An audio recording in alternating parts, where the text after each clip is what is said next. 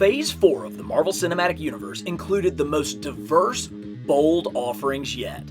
And thankfully, we got the action figures to match. Let's look at every figure produced from the MCU's Phase 4. Phase 4 opened with a truly, no pun intended, visionary series. That first 1950s episode had everyone trying to figure out what they just saw. The creativity continued as WandaVision roamed through the ages, and the Scarlet Witch's imagination and powers. Comic storylines were interspersed with fresh ideas, Easter eggs abounded throughout, and new and old characters were developed fully. WandaVision was everything I could want in an MCU series. Bold ideas with unique takes on established characters, while planting the seeds for numerous stories to come. Is it just me, or does this seem a little lackluster for the flagship of the Disney Plus empire on the MCU? I mean, yeah, we got kind of three of the main characters, but where's Agatha? Where's Monica Rambeau?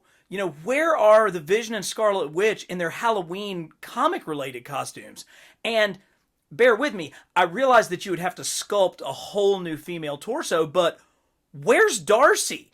There are so many more people that we could use from Vision and Scarlet Witch or WandaVision. But let's take a look at the ones that we did get, starting with a really, really great version of Wanda. So here is Wanda in her Scarlet Witch costume from the very end of the series. It's a nice figure, has a really good head sculpt, very, very good. Look at that profile. Look at how good that looks of Elizabeth Olsen. Nice hair. I love the touches that really call back to her comic costume. I think she did come with two pair of hands, and both of them are really quite expressive. I think if I was going to improve on this figure, I would have the fingers kind of with some of the black beginning to show on them, like when she started being taken over by the Darkhold. But all in all, that's a really solid Wanda figure. And it's perhaps bested by Vision.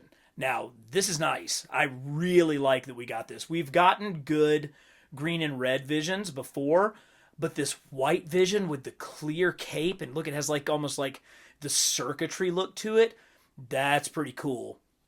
And I'm particularly, impressed by this because it does call back to the John Byrne era West Coast Avengers story, Vision Quest, where Wanda was really kind of out of control, and then the Vision was basically deprogrammed, and they definitely borrowed some ideas from that comic in the WandaVision show. So that was really cool, and certainly this is a great representation of that. And then we get everybody's favorite S.H.I.E.L.D. agent, Jimmy Woo, and solid facial sculpt there of Jimmy Woo. He's got his card. He has his badge. He actually, I don't know if we've seen this coat before, if this is like a new coat, but I like it. And we need more civilians in our MCU displays, and so he certainly fits the bill for that. But overall, there's just a lot of meat left on the bone when it comes to WandaVision. Buddy films are only as strong as the relationship between the main characters, and that's what I felt was lacking in Falcon and Winter Soldier. Hey, I really like Anthony Mackie as Falcon, and I love Sebastian Stan as the Winter Soldier, but these are two great tastes that don't taste great together. Combined with a fairly rote action adventure, which was nowhere near as creative as WandaVision, which came before it, and you get a pretty average show. Sure, there was some potential for future greatness, such as the storylines of Sharon Carter, Isaiah Bradley, and the U.S. Agent. But overall, this series lacked pop. So here for Falcon and the Winter Soldier, this is going to be the first time, but probably not the last time, that I make the argument that the figures were better than the show, because this is a nice lineup. We get multiple versions of both of our lead characters. We get the main villain/villains. We get what can only be considered a side character and a female. Really, really nice lineup. Let's start with a couple of the big boys, particularly the two versions of Bucky or the Winter Soldier. Ooh, that is a strong throwback Winter Soldier figure. I know that we've seen Winter Soldier and we've gotten him before in other lines with other movies, but they just continue to advance, and this one is particularly nice. I really like the unmasked head for Buck here. I like that long hair. That's a nice touch. But then you get the more modern Bucky in what kind of really does look. God, what does that look like? It almost looks like a nomad outfit from the comics. Shorter hair, still with a really, really accurate face sculpt. I like the new arm as well. So Bucky starts off really strong. Let's go to Sam. Great version of Anthony Mackie. Good look here. I think maybe his forehead's a little big. His hair probably could come down a little bit, but this is a strong version of Anthony Mackie as Captain America. And of course, we also got the version with the wings, and these wings are nice. They're a little cartoony, maybe, with the painted colors, but it does go along with his look, which on the show is incredibly comic accurate, and y'all know that always makes me happy when the MCU honors the looks and the designs of what came before, and we certainly did that with the Falcon here. Now, those are cool, but what's really good about this series are the rest of these guys, starting with John Walker as Captain America. Look at that face. It gives off the expression that he had as Cap. Oh, I mean, that's strong. That you can almost see his like jaw puffed out here on this side with him like gritting or grimacing his teeth. Now, this has the red and blue outfit that he wore as Cap. He's got his shield, but we also get the U.S. agent version. Now, it's granted, it's basically just a repaint, but what an effective repaint. Really does bring on a completely different character by doing this. Sharon Carter. Well, that was a little bit of a twist. Didn't see that coming. But here, what we're seeing, much like ScarJo, much like Florence Pugh, Emily Van Camp is gorgeous. She is a gorgeous woman who I kind of have a crush on her too. But, I mean, maybe you can catch her nose in that profile, but the straight on, again, it's just so difficult with women's faces who don't have distinctive, defined lines that to get them to capture in this small form. But, for me, the absolute star of this series was Zemo. And we get a strong Zemo. I mean, that the way his eyebrows, he's got the one that's slightly arched and the one that's down. He has that kind of disapproving, aristocratic look on his face. Of course, they did such a wonderful job with his costume design to give him this winter coat with the collar that really calls back to the classic comics Baron Zemo. And when you throw in the masked version, well, you can really see it. So just terrific. And of course, they added in his journal with the red star on there. So terrific lineup. I did forget the masked head for Sam Wilson, but for my money, that's the figure of the line, Zemo. You can never get too much of a good thing. And in this case, Tom Hiddleston's Loki is a great thing. There's nothing like time travel to retcon one of the most meaningful deaths in the MCU thus far. I mean, these things aren't based on comics after all. The trickster god is at his most maniacal as he attempts to gain the trust of Owen Wilson's brilliant TVA agent, while learning to trust himself. No, like really trust his actual self. Various Lokis from across the time stream appear, one of whom he falls in love with, which is creepy yet strangely on point in a narcissistic kind of way. Oh yeah, and this show also introduced Kang. I wonder if we'll see him again. Now we're getting somewhere. This is how you do a Disney Plus series right with everything that they gave us for the Loki series. We do get a couple of versions of our main character, the brilliant Tom Hiddleston as Loki. This is a great look. He's got, his suit on with the coat that says variant across the back. I love that. It's a great facial sculpt. They've always managed to do good jobs with him. I just have kind of always thought that his hair was a little distracting. The swoopiness of it was maybe a little bit much for me and just kind of a standard display. So thankfully, with the Tesseract set, we got a second version. And here you get that same excellent Hiddleston look. Again, he just has that Loki arrogance in his eyes. I mean, it's remarkable what they're able to get out of the expression on these 6-inch figures. But you get a more calm head sculpt, which you could obviously switch back and forth. He comes with a sword, a little bit of flame effects, and no coat, which looks really good. So great job with our lead character. But as always, it's the accessory characters that get me the most excited, beginning with Owen Wilson's TVA agent. Really, really nice. He's got his doohickey. It's a pretty good Owen Wilson sculpt. Let's see if we can get a look at that Owen Wilson nose. There should be a lot going on there, and there is. They look at that. They managed to get that crazy crook that is in Owen Wilson's nose. That's pretty good. As I remember, this one was a Target exclusive, but thankfully wasn't hard to find. So another great dude in a suit, which I like having in my setup. We got Sylvie, who was a very interesting character in this series, and she's well done. I think that is very accurate for the actress, and another kind of multiverse version of Loki. Very, very cool character. And of course, the upcoming big bad for Phase 5, Kang. How about that? And that is a great start to Kang. I have a feeling we are going to be getting numerous Kang figures, but the beginning with this green and purple, this terrific look. I love how they're able to get that texture to his hair.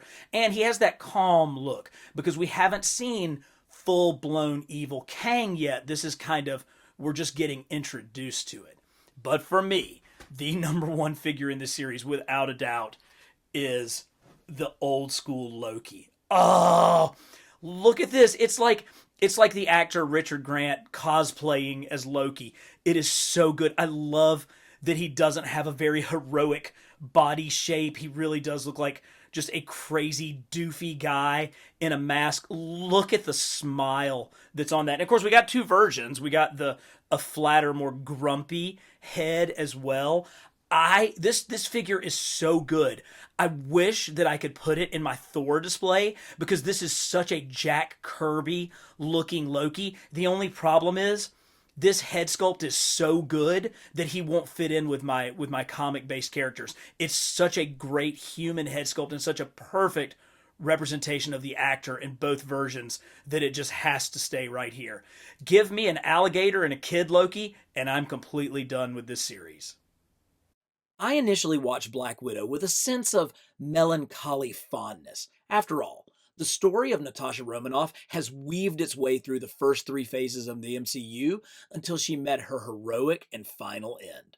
Knowing the resolution of her story certainly took some of the suspense out of this film, but much like the best the MCU has to offer, it's not the overriding plot that drives the movie, it's the characters, and the Black Widow's makeshift family centered an otherwise formulaic spy thriller. David Harbour as the Red Guardian provided needed comic relief, but it was the star-making turn of Florence Pugh as Yelena Belova who stole every single scene she was in. While we will never forget ScarJo's Black Widow, Pugh was the true beating heart of this film. Now, this is what a movie line should look like, and I have to say, I'm incredibly impressed by Hasbro's dedication to the Black Widow, where they give us 3 different female characters and only, oh, wait a minute, spoiler alert, 4 different female characters and only 1 male character. And that's great. Now, I don't know if this line really sold very well, but at least it was true to the film. And we start off with a couple of our main heroine, the Black Widow herself. This is a nice black costume. I think it's fairly accurate to what she wore in the film. Definitely a little bit different from what she wore in the previous MCU films. It's got the backpack on there where some of those like sword nunchucky sort of things can fit in the back. I do love the Widow's Blast, and of course the callback to the comic costume with the belt. That's a really nice touch. She does have where you can kind of slide the accessories on and off. Of course, with these MCU figures, it all comes down to the facial sculpt, and that's okay. I mean, that's clearly recognizable as Scarlett Johansson. Female figures are tough. We're about to talk about that a little bit more, just how challenging they can be to get accurate representations. But this was pretty good. I'm pretty sure that the white one was the deluxe figure that came with all the different accessories, which is really cool. So you can use those across numerous figures. For some reason, I'm sure this is probably the exact same sculpt, but somehow against this white costume, I think it just looks a little bit more accurate. It may have a little bit better facial print technology on it to make it a more accurate Scarlett Johansson sort of look. But again, lots of little holsters and places where you can hold her weapons. But that's your girl. That's your girl ScarJo in there. Now, Rachel Weisz has she has more angular features. You can see she has kind of more angular cheekbones, a little bit of a sharper nose. She has really kind of prominent eyebrows. And so because of that, that lends to a more accurate, facial sculpt. It's harder when you have softer features, but when you have kind of more angular features, you can get that look. I think it's one of the reasons why the men always turn out so much better. Now, this body probably reuses parts from the others that we've looked at, and maybe one of the reasons why we were able to get as many female figures in the line, because they only had to really sculpt the head. But who cares? We got the nuclear family from Black Widow and the Soviet invasion there, so I kind of love it. Now, for me, the star of the show, the absolute best character in the movie was Florence Pugh's Yelena Belova. And I, like a lot of you, I got a little bit of a crush on Florence Pugh. She's really fantastic. She's witty and smart and a really brilliant actor, and just comes across so strong on screen. Of course, I love that she's got her jacket on here that we will subsequently see Black Widow wear in the future slash past, the way that the movies work for Endgame. But here's the real problem. Who is that? That could be anybody, right? Florence Pugh, as a very attractive young woman, has relatively softer features. And because of that, it's just really hard to get that definition into these facial sculpts. I mean, this is an attractive action figure, but do you see Florence Pugh in there? Not really. Not really. You can't really pick that up. So it's something that's going to happen over and over and over again as we go through the female figures of the MCU. But it's just a challenge. I think it's just a challenge when you have younger women that just have softer features than older characters or male characters. Now, here's a great example of how the same character with just a little bit of difference in print technology and sculpting can make a huge difference on the action figure, and that's with the Red Guardian. So I think this was the single carded version, and that looks like a toy, right? I mean, that looks just kind of like, that looks like a $6 toy that you would get at Dollar General. I mean, decent costume, not a lot of shading, not a lot of paint wash. It looks like him. I mean, it looks like the actor, but whatever. Look at this. Look at what happens when you add a little bit of texture to that facial sculpt, when you bring out the details in the sculpt, because they're there on the other one. You just don't see him as well. Now, of course, you've got more texture with the beard. That certainly helps. He's got a little bit more flow going on with his hair. But it's just those skin tone colors that, look at them side by side. That's the same guy. And it's basically the same sculpt. But look at how much better just a little bit of paint texture can add to that. Outstanding figure. A little bit darker shading, which brings out the highlights of the sculpt better. I believe this was the one in the 2-pack. Thank goodness we got this update, because it is fantastic. And of course, we also got a really fabulous hooded sculpt as well. So good. Really great. And probably the most divisive part of the film, Taskmaster, and the reveal of Taskmaster. Dude, that is just such a good looking costume. And they crushed it. This is screen accurate, but that orange and blue, that orange and metallic blue, really throws back to the comic look of Taskmaster. From a visual standpoint, this is an A+. This is complete S tier character with the visuals of it. I know that a lot of people got upset with the reveal of who the Taskmaster really was, and kind of got thrown off by that. But for me, from a visual standpoint, and certainly from an action figure standpoint, fabulous. Much like the comics themselves, animation has a budget limited only by the artist's imagination. This was only one reason why I was so excited for the MCU What If series. While DC Comics have their Elseworld tales, Marvel perfected the genre with What If, single comics that took well-established characters and stories and twisted them ever so slightly, sending everything down a whole new path by simply asking the question, what if? While some of the episodes of the first season were better than others, Captain Carter was a particular standout. The possibilities of this show are truly endless, and I look forward to more twists and turns in future seasons. You knew just by the nature of the animated stylings that the What If series was going to have more action figures than any other specific series in Phase 4. But I don't think I realized until I got them all laid out just how many figures there actually are. I mean, we got two Build-A-Figures out of the What If series. But let's kind of take them episode by episode and talk about what we got. And I'm going to start with some of the episodes that I didn't like quite as much. I mean, I certainly liked them all. And the Doctor Strange episode did kind of play really nicely into Doctor Strange Multiverse of Madness. Certainly, you got to see a version of Doctor Strange that kind of came to the greater MCU as a whole in that series. Nice figure. Love the cape work that they did on this one. And we'll see this type of magic effect again soon. Really, really good stuff. I like that. I didn't love the What If T'Challa episode, but it did provide us with three pretty decent figures. You have T'Challa himself, which sadly was the final portrayal of the character by the late great Chadwick Boseman. It makes me sad even to hold this figure, knowing that we are no longer with Chadwick Boseman. That just breaks my heart. Pretty cool Nebula here. I love the wig. That platinum blonde actually really works, and I love how it sets off against her blue skin. And the one that everybody was waiting for, Howard the Duck. This is so perfectly done.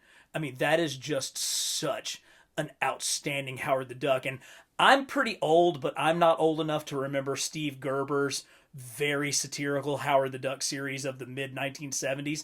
But you can just catch all of the attitude on the face of that animated duck right there. Really, really terrific.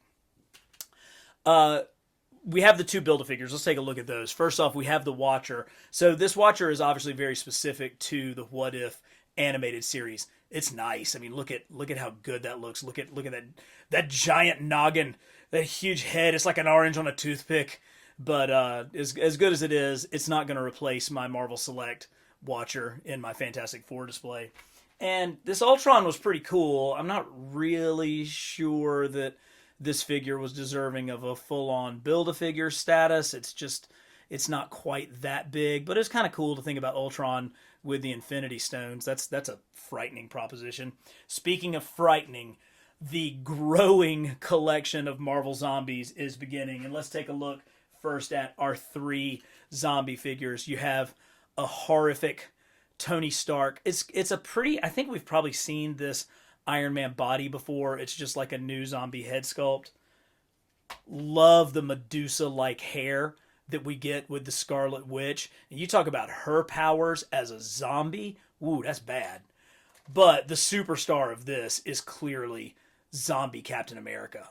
Oh, look at that. I think I included this guy in my top 10 figures of 2021 because this is just, look at all of the detail on this one. The exposed ribs, the exposed bones, the torn muscles, just the back poking out.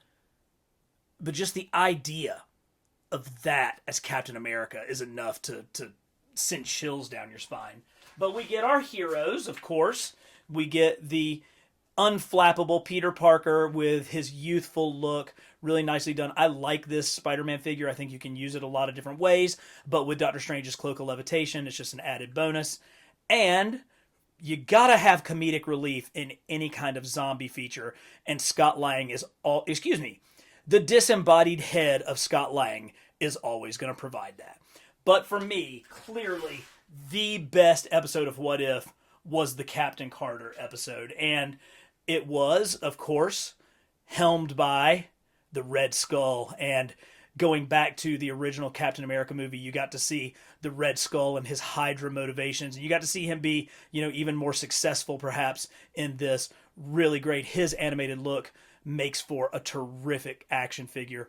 But nothing beats our girl. Now, we did get a later version of Peggy Carter from the Ultron episode, and I like this. This is just a repaint, and it's not really show accurate because there were more changes to her costume, but it was kind of cool that we got a Target exclusive repaint. But these are the ones. This is what this What If series was all about. This absolutely gorgeous 1940s. Look at that haircut, Captain Carter. You know, the other day, actually last Friday, my wife had our carpet cleaned, and so I wasn't allowed in the living room, and I wasn't allowed to walk into my bedroom, so I was just basically kind of stuck in the kitchen with my iPad, and I'm like, well, you know, what am I going to do all evening? I rewatched Captain Carter, and it was terrific. That episode, the animation, the lighting of that episode, the lighting of the animation was so great, but you can't have Peggy without Steve, and this hulking mammoth Hydra stomper is just so good. I can't believe that they actually, you know, you think about the 80s when G.I. Joe made the flag. This is like the modern day equivalent of the USS Flag. That's a bit of an exaggeration. It's not that big, but it's big and it's great. And he's got a handle, you know, so that Peggy can go riding on top of him. Just a terrific pair of figures. What a team up. I love these two. I love them together. And I love these action figures. Listen, it's no secret that the MCU is incredibly popular in Asia. So why not take a character initially conceived to take advantage of the kung fu craze that spread across America in the early 1970s, but then developed into a beloved and deep multi-layered character, and create a movie that is seemingly an Asian cash grab, but imbue it with enough heart to make the audience care about the protagonist? Brilliant, huh? Shang-Chi didn't exactly break creative boundaries like Crouching Tiger, Hidden Dragon, but it was fresh enough and the lead characters likable enough to create an entertaining popcorn flick. Here's yet another example of good movie, great figures with the set that we got with Shang-Chi. Now, you're going to have to forgive me because I do not remember everybody's name. So let's just kind of look at the things that I think are really great about each one of these figures. And on this one, it's this paint overlay of this blouse. It almost looks sheer with this as like a silken design over the top. I think that is really strong. Probably could have used a little bit more wash to bring out some of the details of the face, but very, very nice. This is, I mean, arguably my favorite figure in the line because just look how freaking cool this is. And this is one that I think you could arguably, oh, I love it. The little Psy sort of swords back there. But this is one that I think looks so good. You could sneak this into your comic display and it would go really, really well because of the bright colors and the way that the colors offset. That's really good looking. Caddy is pretty well done. I know that everybody fussed because there were about 16 shelves of her at every Target, and it looked like she was going to be the ultimate peg warmer. I suppose she finally went on clearance and made her way into the homes of little kids all over the place. Love the details of her kimono, though. Really nice all the way around that they got those flower prints in there. And a good facial sculpt, too. Really solid. Now, this is good. Look at the rings. Of course, this figure is definitely going to be about the rings, and they really brought that out. They brought the power. You can see like the force. You can see the muscles ripping through his forearms. That really kind of brings that forced look out. Look at that. Look how good that head is. I mean, these things really. I mean, if you didn't know any better and you just were looking at this, you would think, man, is that a hot toy? I mean, because it has that level of sculpting with it, and pretty much the same can be said for Shang-Chi himself. I mean, again, really, really solid look, particularly when you get him in certain angles where the light kind of bounces off it. Really great. And I like the fact that this outfit is reminiscent of kind of the late 90s, early 2000s comic look that Shang-Chi wore. So very, very solid. Now, all of that said, I would be remiss if I didn't mention that after picking this up and like touching it and holding it in my hands, I am going to have nightmares for a week. Oh. Okay, I've tried twice to watch Eternals, and I haven't made it through the entire film yet. The first time I tried watching it was on a plane, which is probably not fair to the visionary director Chloe Zhao's sweeping visuals. But it was the ham-fisted script that kept sending me into dreamland. I was pretty worried about this film before it was released. I mean, the Jack Kirby comic it's based on looks great, but makes absolutely no sense. I guess I'll give this flick another try the next time I'm suffering from insomnia. When you get them all spread out, you can really see that the Eternals figure line is one of the most beautiful collections of figures that we have. I mean, there's literally colors that go all the way across the rainbow. And in addition to some of these excellent head sculpts that we. Oh, crap! Oh, what am I going to do now? Oh, there's no way that I'm going to be able to tell these things apart after this. Anyway, I didn't really want to talk about these figures.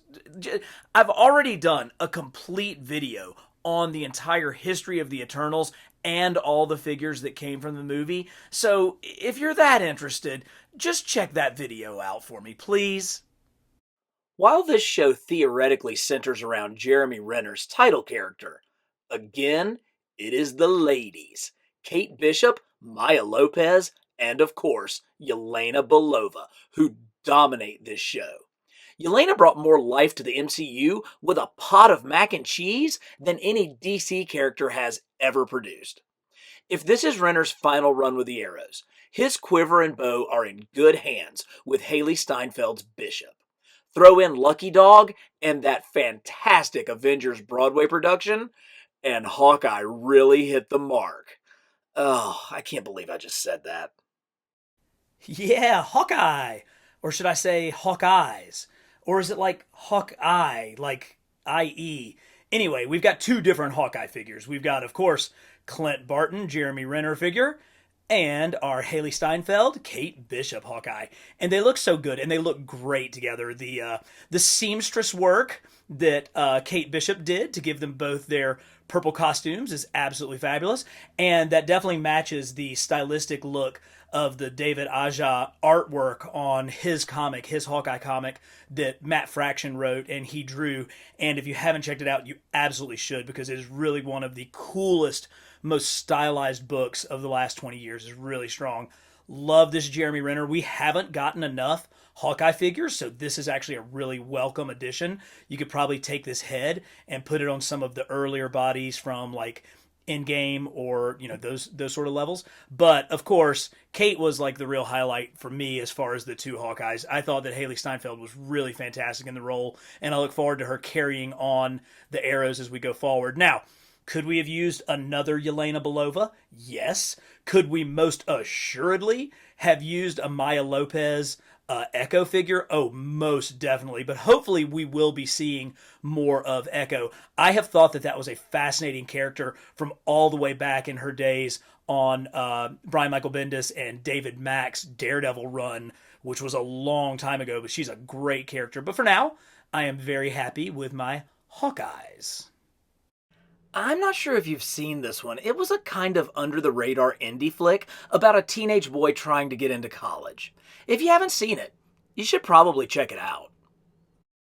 You would think, since it was like the biggest movie ever, that we would have a lot more figures from Spider-Man No Way Home than we have.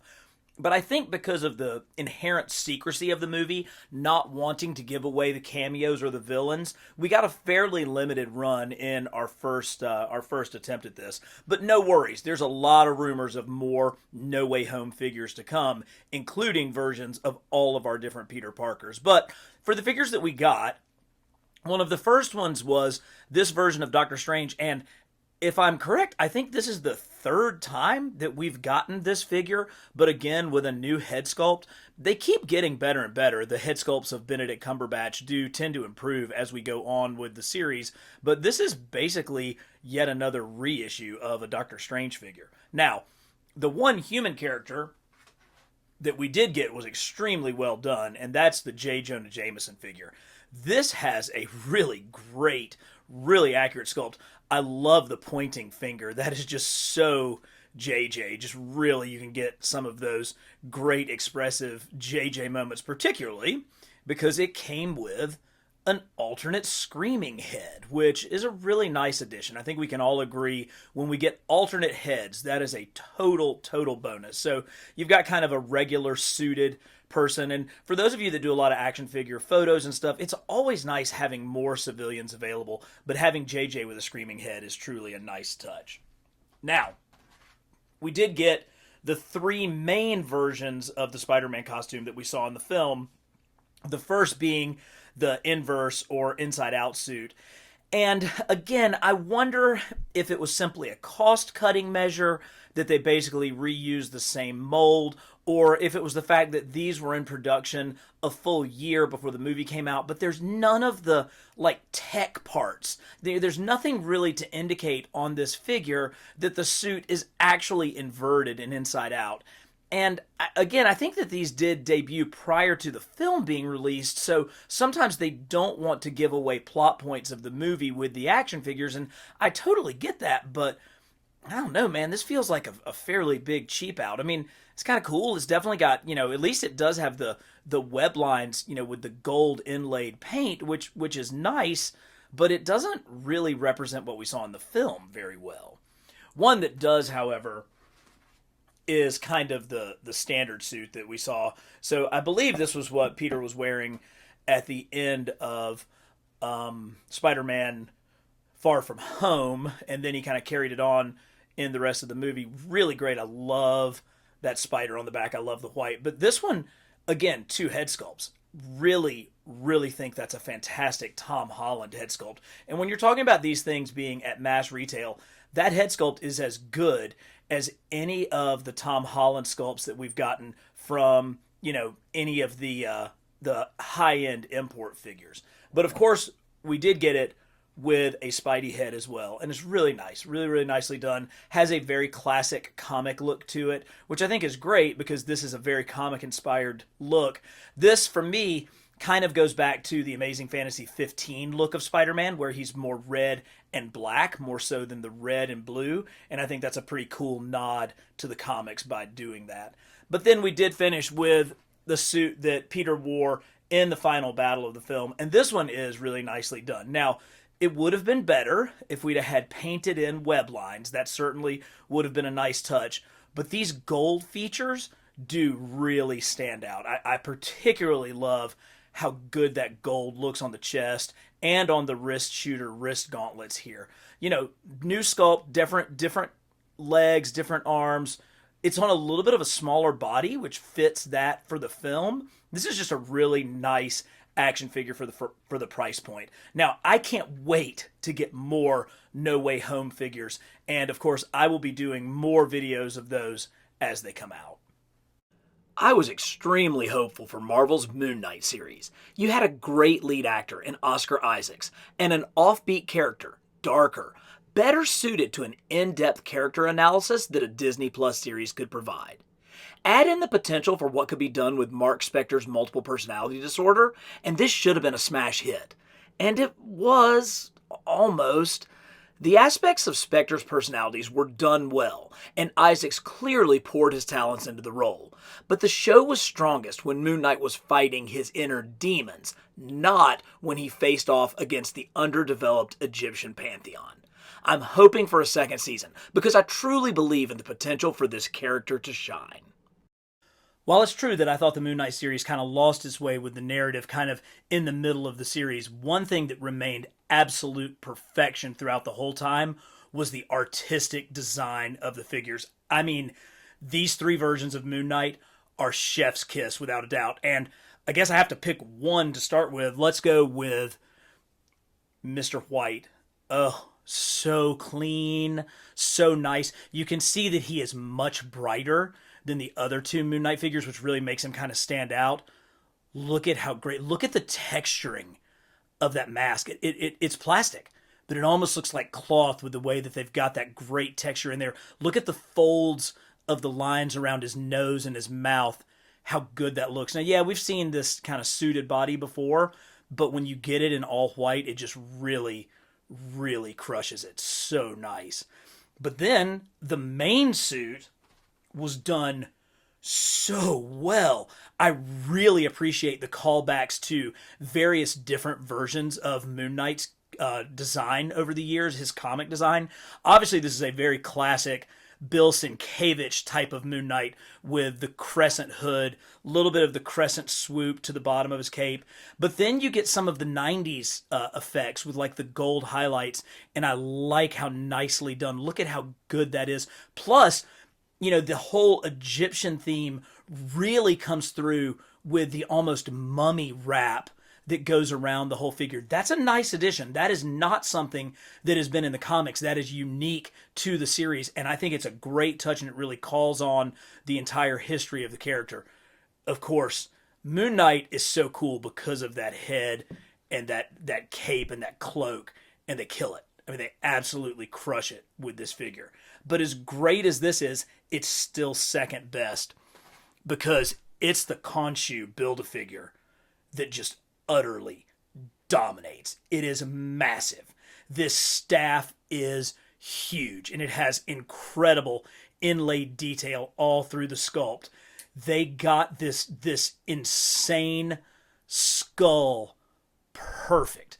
Look at all the paint wash and the depth in that. I've given Hasbro a lot of crap, particularly on some of their comic-based characters, for not enough paint wash. They get it exactly right on this. And then leave it out here on the exposed beak part. Plus, really nice job because the head kind of floated on the show with the clear, almost sinewy muscle sort of look. So if you see it, it's there and it looks like it's muscles. If you don't see it, then it really kind of represents the way the show looked.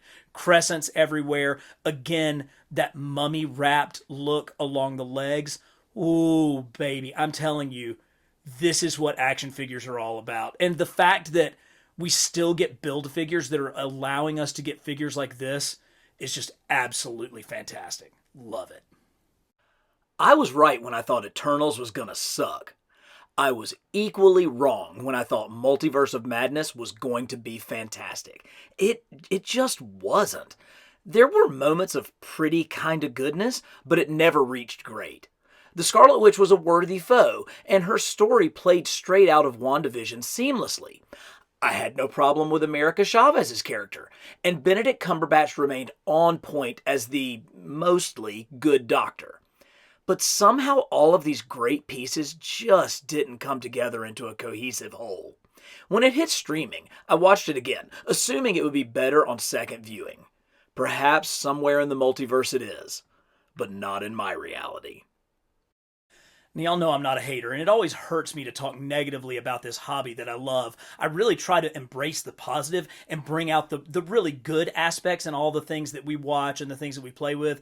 But sometimes things just aren't great, and unfortunately that's exactly what happened with Multiverse of Madness. Now, the good news is the figures were a little bit redeeming. This is a pretty nice Doctor Strange. Again, you get a good Cumberbatch head. I really love these effects that he and Wong come with. Plus, Ditko fingers. Always love a Doctor Strange has got some Ditko fingers. The cape kind of slides on and off. You saw that. Nice texture sculpted into it. Both sides, and both sides are different. The inside of the cape definitely different from the outside, or the cloak, cloak of levitation, excuse me. Good detail on the Eye of Agamotto. Everything we need. If we just had a Wand of Watum, I could say all of my different Doctor Strange words. Now, Wong's a real highlight. So glad. I mean, this is now this is the master of the mystic arts. I mean, you're talking about the guy in the MCU now. So thank goodness we got a really cool Wong figure. He gets that same awesome magic effect, and just look at how much detail went into the sculpting of that. Really, really nice. Good head sculpt for Wong. Great fingers, great action pose. Even a character like this, just in simple poses like this, you're able to get a lot of expression and action out of. Mordo's the same. Big time improvement over the Mordo sculpt that we got with the first Doctor Strange movie. This one is just so much better. Love the braided dreadlocks there. Looks really, really good. He also has some nice variation in his cloak. Good figure, good hands, solid. America Chavez, great character. And look at how just sort of innocent and sweet she looks. They managed to convey that really well. Nice star with cool designs all around her jean jacket. Even got all the little buttons and stars on it. A lot of paint applications on this one, which we know that every time you get a paint application, it adds to the cost of producing the figure. So when they go all out on one like this, particularly with like this jacket, I definitely appreciate it. And then, of course, we got the big green cow person who was on screen for less time than I have been talking about it here in this video. So yay, big giant moo cow. Build-A-Figure. I do wonder if this cow gives green milk. Anybody know? Well, I guess we'll have to find out in Doctor Strange 3. Yeah, I left him up on the display stand and I forgot to get him down. That's my bad. I grew up on Beverly Hills 90210, went to college with Buffy the Vampire Slayer, and did graduate work with the OC. Let's just say I have a PhD in teen drama. I think that's why I loved Miss Marvel so much. Yes, there are some classic parents just don't understand tropes in this series, but that's kind of the beauty of it. We've seen this story from a white suburban standpoint over and over again. Getting to peer into the family and cultural life of Kamala Khan was refreshing and educational. I found myself researching the formation of Pakistan after watching one of the early episodes. Add to that the neon art direction that gave the show a unique visual look, and a hapless heroine struggling to find her way both in and out of the costume, and you... Wait a minute. Kamala Khan is just this century's Peter Parker. Hooray for Miss Marvel! You want to talk comic accurate? Holy cow, look at how close this suit is to her comic version. I do think it's a pretty good look of our actress here. What really stands out though is look at the detail in her homemade suit. You can see like the different types of the fabric texture, but really beautiful Miss Marvel look. These colors just look so terrific together, and her darker skin tone really sets that off nicely, and she has really great hair to go along with that. I like how it flows, but it's not overwhelming with that. This is just a really solid action figure. Look how cute her little shoes are. She's got her like slick, shiny pants on, but again, it's this part that I think really makes this figure stand out and makes it pop compared to the other Miss Marvel figures that we've gotten, which truthfully are very similar because they are all very accurate to the comic look. One of the great successes of the Marvel Cinematic Universe has been the ability to synthesize the best comic stories from the past 60 years and create something greater. A standing on the shoulders of giants phenomenon, if you will. So when I saw that Thor Love and Thunder's plot was going to combine two of the best Thor books of the past decade, Jason Aaron's Gore the God Butcher saga with his vision of Jane Foster as Thor, well, I couldn't wait to see that Marvel magic happen. Then, it just didn't. It's the rare occurrence where the film didn't improve on the comics, and it's not even close. I also had the sense that after the triumph of Thor Ragnarok, the filmmakers were trying too hard to be funny. Look, it wasn't a bad movie, but if I'm Thor the Dark World right now, I'm feeling a little bit better about myself. I'm just going to go ahead and say it. This feels like a Return of the Jedi wave to me because there are a lot of Ewoks lined up here. And what I mean by that is it's almost like they made the action figures and then tried to figure out how to make a movie around it. And no better examples of that than these two. Hey, look, it's the Guardians of the Galaxy. We've got a teenage Groot and Peter Quill. They appeared in the movie for 30 seconds, but everybody knows them and they'll sell some action figures, so we gotta include them. Hey, Korg was funny and he was voiced by the director. Let's make a Korg Build-A-Figure. But you know what? We've got all this plastic invested in it, but we don't have enough money left to paint it. So there's just hardly any paint wash, which is a real shame. Because if you had just a little bit of paint wash through here, you could really bring out some of the details of what's actually a pretty nice sculpt. But without it, it looks like one of those kids' toys that you get at, Target or Burger King, basically. So a real miss. But hey, it's a Thor movie, so we gotta get Thor. So let's make a callback to his 90s comic costume. I like that, except for the fact that this just feels so gratuitous that like he kind of put this on CGI in the film just to make an action figure out of it. I just hate it when I feel like I'm being played by these films where, the marketing overcomes the story. And that really is what I felt like a lot of times watching Love and Thunder. It just makes me so frustrated. Now, a couple weren't bad. I actually really do like this Thor figure. Great Chris Hemsworth head sculpt. I love the t-shirt with the Yggdrasil, the world tree on there. And I'm very appreciative of the fact that this is clearly a callback to the Eric Masterson Thunderstrike look from the late 80s, 90s. That's a pretty cool feature. That's a decent Thor. I like that. Gore, oh man, Gore was probably the most disappointing thing in the film. Now, this is a very accurate representation of Christian Bale's portrayal of Gore the God Butcher, but honestly, in my mind, the way I heard Gore speak, the way I heard Gore act when I read the Jason Aaron comics, he was the ultimate badass. Instead, we get like the machinist version of Christian Bale, and yeah, that's what this figure looks like. But oh, what a waste, what a disappointment, and what should have been one of the premier bad guys in the entire history of the MCU. Now, thankfully, two winners, and they were both of the female figures.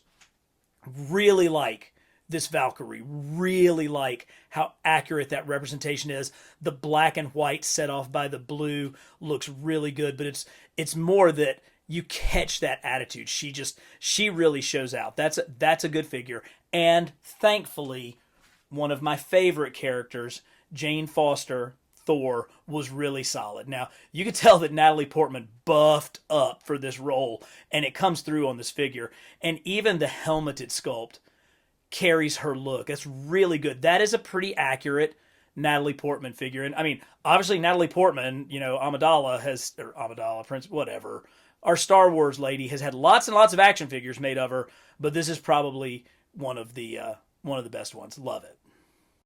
Hey, all y'all haters, you know who you are.